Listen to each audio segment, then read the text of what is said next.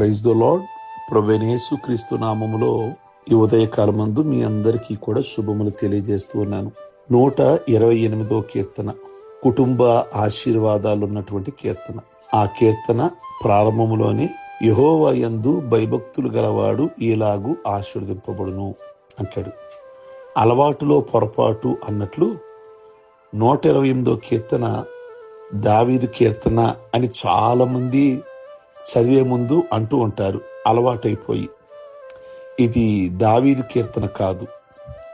127, 128వ కీర్తన రచించినది మహాజ్ఞాని, కుటుంబ వ్యవస్థను గూర్చి అవగాహన కలిగిన వ్యక్తి సొలొమోను. 127, 128 కీర్తనలు మీరు కంఠస్థం చేయాలి. చాలా చక్కటి కీర్తనలు, దీవెనకరంగా ఉంటాయి. ఎక్కువగా సేవకులు వాటిని ఎక్కువగా చదివిస్తుంటారు. పలు సందర్భాలలో, వివాహాలు, శుభకార్యాలలో, అలాగే గృహప్రవేశాలలో, అలాగే గృహ కూడికలలో, లేదు నలుగు కార్యక్రమాలలో ఈ కీర్తనలు చక్కగా సరిపోతాయి. ఓ దైవజనుడు అన్నాడు, 127, 128 కీర్తనలు గూర్చి ఉపదేశిస్తూ 127వ కీర్తన ఇంటిని గూర్చి మనకి తెలియజేస్తుంది. 128వ కీర్తన కుటుంబం గూర్చి తెలియజేస్తుంది. అంటే అంటారు, ఇల్లన్నా కుటుంబం అన్నా ఒక్కటి కాదా పాస్టర్ గారు అని మీరు అడగవచ్చు. ఒక్కటి కాదనే చెప్పాలి. ఇవి వేరువేరు విషయాలు. ఇవి రెండు ఒకేలాగా కనిపిస్తాయి, కానీ వీటి రెండిటికి కూడా మధ్య చాలా వ్యత్యాసం ఉంది. ప్రియ దేవుని బిడలారా, ఇల్లు అనేదేమో చేతులతో నిర్మించబడుతుంది. అందుకని 127వ కీర్తన.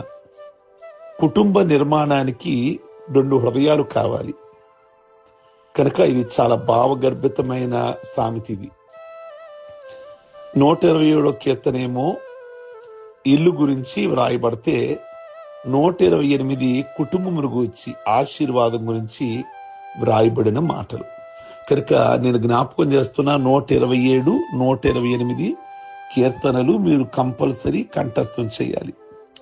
ఇల్లు 127వ కీర్తన 1వ వచనంలో రాస్తాడు, యెహోవా ఇల్లు కట్టించని ఎడల దాని కట్టు వారి ప్రయాసము వ్యర్థమే అంటాడు. అంటే ఇల్లు మనుషులు కడతారు, చేతులతో కడతారు.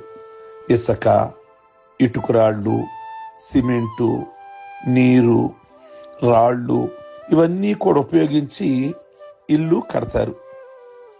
ప్రియ దేవుని బిడ్డలారా, కానీ కుటుంబము అలా కాదు. 127వ కీర్తన 1వ వచనంలో యెహోవా ఇల్లు కట్టించని ఎడల అంటే ఆ ఇల్లు అనగా అవి కట్టడానికి ఇవన్నీ కూడా కావాలి, రాళ్ళు గాని నీరు గాని. కుటుంబాన్ని కట్టాలి అంటే 2 హృదయాలు కావాలి. ఇంకా చెప్పాలి అంటే కలిసిన హృదయాలు కలవకపోతే కుటుంబం వికసించదు. కలిసి ఉంటే గృహం స్వర్గసీమలాగా ఉంటుంది. నిజంగా ఎక్కడో కాదండి, నిజంగా మనస్తత్వాలు కలిసినాయి అనుకోండి, భార్య భర్తలు లేదా పిల్లలు, ఆ కుటుంబం నుంచి అసలు బయటికి వెళ్ళబుద్ధి కాదు. పరలోకం ఎలా ఉంటుందో తెలియదు, కానీ నిజంగా ఒక పరలోకము ఇక్కడే ఉంటుంది. ఒక కలిస్తే గనక కుటుంబం ఎలా ఉంటుంది అంటే ఒక ఏదేని తోటలాగా ఉంటుంది. ఎందుకు ఇవన్నీ చెప్పుకొస్తున్నామంటే, సొలొమోను ఇల్లుని గురించి 127వ కీర్తనలో రాస్తాడు. కుటుంబం గురించి అంటే ఫ్యామిలీ గురించి 128వ కీర్తనలో రాస్తాడు. ఒక ఆదర్శమైన గృహం ఎలా ఉండాలి అనేది. భర్త దేవునికి భయపడే మనిషి, భార్య ఇంటికి కాపరిగా ఉంటూ ఇంటి పనులు, పిల్లల పెంపకము మొదలైన వాటిని చక్కబెడుతూ ఉంటుంది.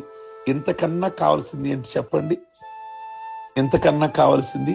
అందుకే 128వ కీర్తనలో 1, 2 వచనాలు వ్యక్తిగతంగా జీవితానికి లభించే ఆశీర్వాదాలు ఉన్నాయి. 3, 4 వచనాల్లో కుటుంబానికి లభించే ఆశీర్వాదాలు ఉన్నాయి. 5, 6 వచనాలు దేశానికి సంబంధించిన ఆశీర్వాదాలు ఉన్నాయి. కనుక మీరందరూ కూడా 128వ కీర్తన ప్రార్థనాపూర్వకంగా చదవండి. ఆ కీర్తన మీ కుటుంబానికి దీవెనకరంగా ఉండాలి. ఆ కీర్తన మీకు కంఠస్థం కావాలి. ప్రార్థించుకుందాం.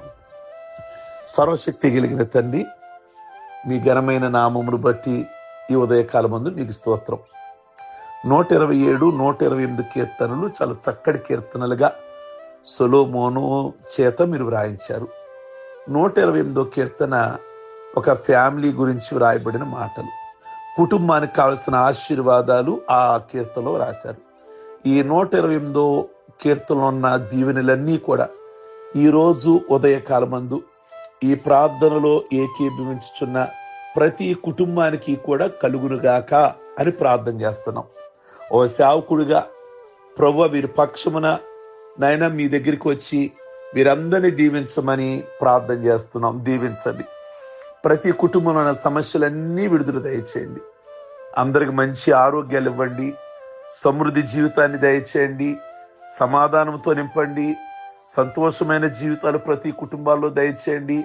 ప్రతి విచారము నుండి, ప్రతి దుఃఖము నుండి మీరు విడుదల దయచేయండి. అనేక మంది అనేకమైన విషయాలలో విచారంగా, కలవరంగా, దుఃఖంగా ప్రభువా మీ కొందనాలు ఎవరైతే ఉంటున్నారో వాళ్ళకి ప్రార్థన ద్వారా జవాబు దయచేయమని ప్రార్థన చేస్తున్నాం. ఈరోజు పెళ్లి రోజులు కానీ, అలాగే పుట్టినరోజులు కానీ, అలాగే రక్షణ పొందిన రోజులు కానీ చేసుకుంటున్న బిడ్డలందరి కొరకు ప్రార్థన చేస్తున్నాము. వారి కుటుంబాల్లో జరిగే శుభకార్యాల కొరకు, ఈరోజు వారి ప్రయాణాల కొరకు ప్రార్థన చేస్తున్నాం.